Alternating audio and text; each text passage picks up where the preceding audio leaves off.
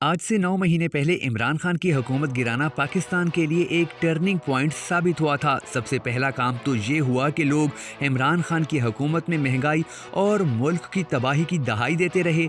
इमरान खान और उसकी पार्टी के सब लोग चिल्ला चिल्ला कर कहते और समझाते रहे कि 2 साल की आलमी वबा की वजह से सारी दुनिया की मईशत पर असर हुआ है और हमारा हाल भी थोड़ा बुरा हुआ है। जबकि हकीकत ये है कि पाकिस्तान दुनिया के उन खुश नसीब ममालिक में से एक था कि जिन्हें इमरान खान जैसा ज़ीरक और काबिल शख्स मिला, जिसने बड़ी महारत से मुल्क को तबाही से बचाया और फिर मुल्क तरक्की की राह पर गामजन हो गया। मगर ये सब बातें कुछ बेवकूफ़ तबकात और लोग नहीं मान रहे थे। फिर जैसे ही इमरान खान की हुकूमत गिराई गई और पाकिस्तान की तमाम पार्टियों को हुकूमत दिलवाई गई तो सिर्फ 9 महीनों में मुल्क का कबाड़ा करके आवाम को समझा दिया गया कि वाकई इमरान खान बहुत अच्छी तरह मुल्क चला रहा था। दूसरा काम ये हुआ कि मुल्क पर काबिज 70 साला काबजीन अवाम के सामने मुकम्मल तौर पर एक्सपोज हो गए और हम जैसे यक तरफा मोहब्बत करने वालों की बंद आंखें भी खुल गईं। इसके अलावा इमरान खान की हुकूमत जाने के बाद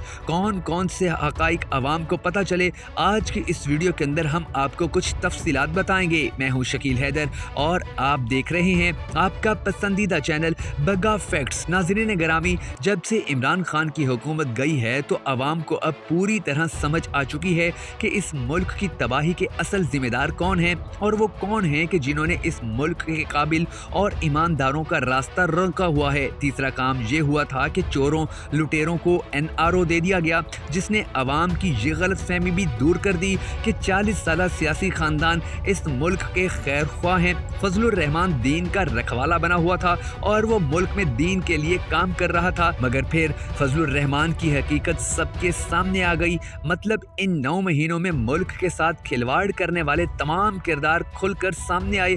अब किसी के पास अपनी सफाई पेश करने के लिए कोई जवाब नहीं बचा है। अब इंशाअल्लाह इमरान खान दोबारा 2/3 अक्सरियत से वापस आएंगे। अगर आप भी इमरान खान के सिपाही हैं और इमरान खान की दोबारा हुकूमत बनने की इस दुआ में शामिल होना चाहें तो कमेंट सेक्शन में आमीन ज़रूर लिख दीजिएगा। इमरान खान हुकूमत में जब वापस आएगा तो उस वक्त हालात बहुत चेंज हो चुके होंगे और सबसे अच्छी बात कि इस दफ़ा वो किसी की गलत फहमी या धोखे में नहीं आएगा, बल्कि अपनी 26 साल जिद्दोजहद के असल मकसद को पूरा करेगा। अब उसका रास्ता रोकने वाला कोई नहीं रहा। जो ताकतें आवाम को धोखे और हुब्बुल वतनों को ब्लैकमेल करते थे, उनके गुब्बारे से मुकम्मल हवा निकल चुकी है। अब तारीख में पहली दफ़ा अवामी हुकूमत कायम होगी। मतलब इमरान खान की हुकूमत गिराना पाकिस्तान के तमाम गंदे किरदारों के सामने आने की वजह से अल्लाह तबारक व तआला की तरफ से गनीमत था। इसीलिए सियाने कहते हैं कि हर काम में अल्लाह की हिकमत होती है। अब नून लीग की सियासत सिर्फ 1-1.5 महीने की मेहमान है, इसीलिए अभी से आप आम इलेक्शन की तैयारी शुरू कर दें। पिछले दिनों वजीर खजाना इसाक डार ने इमरान खान को मईशत पर लाइव मनाजरे का चैलेंज दिया और PTI ने ये चैलेंज कबूल भी कर लिया ताकि आवाम को भी सही मैनों में मालूम पड़े कि मईशत की तबाही का असल जिम्मेदार कौन है। फिलहाल तो दोनों यानी PTI और PDM की तरफ से इल्जामात की भरमार की जा रही है। तो अब सवाल ये है कि जो फरीक जिम्मेदार ठहरेगा, क्या उसके खिलाफ कोई कार्रवाई होगी? क्या अवाम जिम्मेदारों का एहतसाब कर पाएगी? जाहिर है एहतसाब अब अवाम ने ही करना है, क्योंकि इदारों ने अगर करना होता तो बहुत पहले कर चुके होते। बल्कि ये इदारे ही हमारी मईशत दबोने में बराबर के कसूरवार हैं। मुआशी अबतरी से सबसे ज़्यादा मुतासिर होने वाला तबका अवाम ही है। अशराफिया और अफसरशाही को मिलने वाली मराहत और सहूलियात में अभी तक कोई कमी नहीं आई है। हमें ये समझना होगा कि अवाम ही इस मुल्क के असल बाशिंदे और मालिक हैं।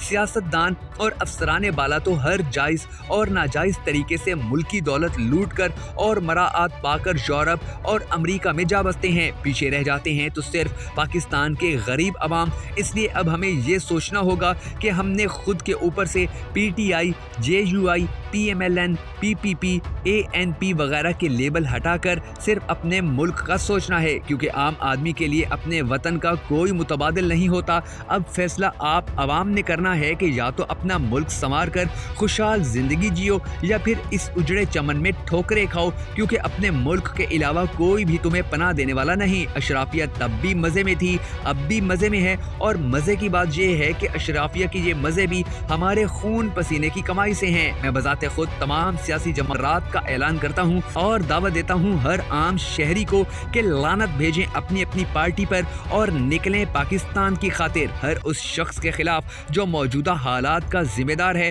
چاہے وہ سیاستدان ہو، جرنیل ہو، بیوروکریٹ ہو یا اسٹیبلشمنٹ، کیونکہ اب آخرکار پہلے پاکستان پر مہنگائی کا وہ قہر برس پڑا ہے جو اشرافیہ کے چند خاندانوں کے سوا ہر شخص کو متاثر کرے گا۔ اب پی ٹی آئی کے حامی پی ڈی ایم پر برسیں یا پی ڈی ایم کے حامی پی ٹی آئی کو کوسیں، اس سے کوئی فرق نہیں پڑتا، دونوں مل کر ایک دوسرے کو ذمہ دار ٹھہرائیں یا موجودہ یا سابقہ مقتدرہ پر الزام ڈالیں۔ جو عذاب آ گیا ہے وہ فوری طور پر جانے کے لیے نہیں آیا، قہر کی کالی گھٹائیں چھا گئی ہیں اور دیر تک برسنے کے لیے آئی ہیں۔ قوموں کے عروج و زوال کا قانون، امت مسلمہ کی تاریخ اور آسمانی صحیفے اس پر متفق ہیں کہ اخلاقی پستی ہمیشہ تباہی لاتی ہے۔ اس ملک کی فکر کرنے والوں نے اصلاح احوال کی کوشش میں کتنی گالیاں کھائیں، کتنے لوگوں سے جہالت کے طعنے سنے، کتنے احباب کی نگاہ میں علمی طور پر بے اعتبار ہوئے اور کتنے دوستوں کو کھو دیا، اس کا شمار نہیں کیا جا سکتا۔ اصل بات جو لوگوں کو بتانے کی ہے وہ یہ ہے کہ انہیں شکر ادا کرنا چاہیے کہ جو کچھ بھی ہو رہا ہے ہم سب اس سے کہیں زیادہ برے انجام کے مستحق ہیں۔ باخدا ہمارے ساتھ کم ہی ہو رہا ہے، اس میں کسی انسان کی کوئی خوبی نہیں، اللہ کی عنایت اور ایمان و اخلاق کی اس قرآنی دعوت کا ثمرہ ہے جس کے حاملین چاہے گنتی کی ہوں مگر خدا کی نظر میں اتنے قیمتی ہوتے ہیں کہ اللہ ان کا ہمیشہ لحاظ کرتا ہے۔ ایمان اور اخلاق کی اس قرآنی دعوت کی بنیاد حق پرستی پر ہوتی ہے، یعنی خدا انسان کے لیے ہر چیز سے زیادہ اہم ہو جائے اور سچ انسان کا سب سے بڑا دوست بن جائے۔ انسان اپنے لیڈروں اور تعصبات کی نفرت و محبت سے بے نیاز ہو کر صرف خدا کی رضا اور سچ کی تلاش میں جیتا رہے، مگر بدقسمتی سے ہماری قوم کی غالب ترین اکثریت اس پہلے پیمانے پر ہی خدا کی مجرم ہے، جہاں لوگوں کے لیے کچھ لیڈروں اور گروہوں کی نفرت سب سے زیادہ اہم ہے یا ان کی محبت۔ وہ اس نفرت اور محبت میں ہر سچائی کو رد کرنے اور ہر حد کو پامال کرنے کے لیے تیار رہتے ہیں۔ ایسے لوگ اگر ساتھ میں خدا کی بندگی کا دعویٰ بھی کرتے ہوں تو انہیں صرف اس وقت کا انتظار کرنا چاہیے کہ جب ان کا چہرہ مسخ کر دیا جائے گا۔ اب یہ دنیا میں ہوگا یا آخرت میں اس کا فیصلہ اللہ تبارک و تعالیٰ کی ذات ہی کرے گی، مگر اس جرم کی سزا یہی ہے جو لوگ ذہنی طور پر اتنے غبی اور احمق ہوں کہ وہ حق و باطل اور سچ اور جھوٹ میں فرق نہ کر سکیں، ان کے لیے دوسرا پیمانہ اخلاق ہوتا ہے۔ چلو ایمان کے پرچے میں فیل ہو گئے ہو تو کم از کم ان اخلاقی تقاضوں کو ہی نبھا لو جنہیں خود مانتے ہو۔ کیوں ہر سنی سنائی بات کی بلا تصدیق آگے پھیلانے کی کوشش کرتے ہو؟ کیوں صرف ایک طرف کی بات سن کر کسی معاملے میں حتمی رائے قائم کر لیتے ہو؟ کیوں اپنی عام معلومات اور یک طرفہ پروپوگنڈے کی بنیاد پر الزام اور بہتان کی پوری مہم چلا دیتے ہو؟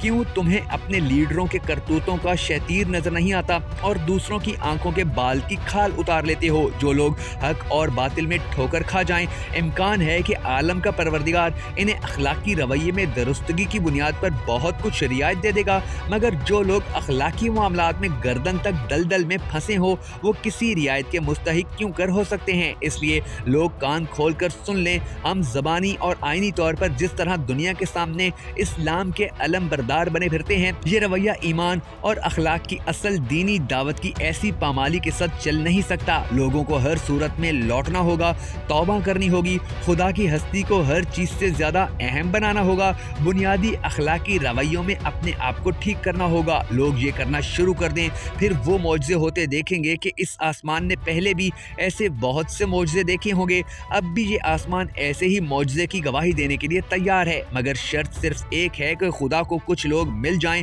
جو آج اور ابھی طے کر لیں کہ میرا لیڈر نہیں بلکہ میرا خدا میرے لیے سب سے زیادہ اہم ہے، میرے لیڈر اور پسندیدہ اینکر کا بیان نہیں بلکہ حق اور سچ میرے لیے ہر چیز سے زیادہ قیمتی ہے۔ میں اسی کی گواہی دوں گا، چاہے میرے خلاف ہوں میرے والدین اور رشتہ دار، یا میرے رشتہ داروں اور میرے والدین کے خلاف بھی بے شک کوئی بات کیوں نہ ہو۔ میں کسی پروپوگنڈے کے زیر اثر اپنی پسند کا چینل دیکھ کر یا اپنے لیڈر کی یک طرفہ حمایت کرنے والے صحافی کی بات سن کر رائے قائم نہیں کروں گا۔ میں کسی طور پر کسی جھوٹ کا حصہ نہیں بنوں گا۔ میں الزام و بہتان میں کسی خاص لیڈر کی نفرت یا محبت کی نفسیات سے اوپر اٹھ جاؤں گا۔ میری انگلی دوسروں کی طرف اٹھنے کے بجائے اپنی کمزوریاں ڈھونڈے گی۔ میں مایوس ہونے کے بجائے خدا پر بھروسہ کروں گا۔ میں مشکل کو حوصلے اور صبر سے برداشت کروں گا۔ میں اپنے مالک کی رضا اور اس کے فیصلوں پر راضی رہوں گا۔ ایسا ایک بھی شخص خدا کو کائنات کی ہر شے سے زیادہ محبوب ہوتا ہے۔ آج آج بھی ہم ایسے ہی لوگوں کی اور کل بھی انہی کی وجہ سے خیر بڑھے گا۔ تو اب سیاست کی منافقانہ دلدل سے نکل کر خدا پرستی کی اس رفت میں آئیے، اسی میں ہماری قوم کی نجات ہے، اسی میں ہماری آخرت کی نجات ہے۔ کیونکہ اگر ہم آج بھی اسی طرح اسی ڈگر پر چلتے رہے کہ جس طرح پچھلے 70-72 سال سے چل رہے ہیں، تو یقین جانیے کہ ہمارا روشن مستقبل تو انتہائی دور، ہمارے آنے والے بچوں کے لیے روٹی کا نوالہ تک نہیں ہوگا۔